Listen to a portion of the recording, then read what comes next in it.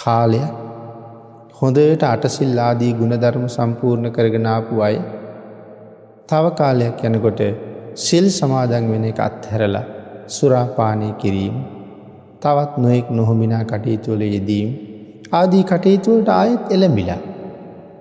මොකද සිල් ගන්න ආවෙත් ඒ කටයුතු නවත්තලා වසර ගාණක් සිල් ගත්තා. දැන් සිල් ගන්න එක නතර කරලා ආයෙත් ගිහිල්ලා වැරදි වැඩ කරනවා. දැන් ඒතර මොකද්ද වෙලා තියෙන්නේ? දැන් ඔහුට ප්‍රඥාව හිග වෙලා, එදා තිබිච්ච ශ්‍රද්ධාවත් අඩු වෙලා,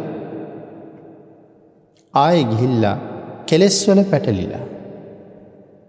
එක පාරම ගියා නෙමෙයිනේ.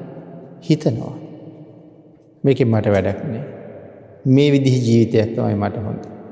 ඒක පෙර ප්‍රාරක්කු බීලා විනෝද වෙච්ච හැටි, ලැබපු ආස්වාදයන් මතක් වෙනවා. ඒ මතක් වෙන්න හිත ඒ පැත්තට තව තව දුවනවා.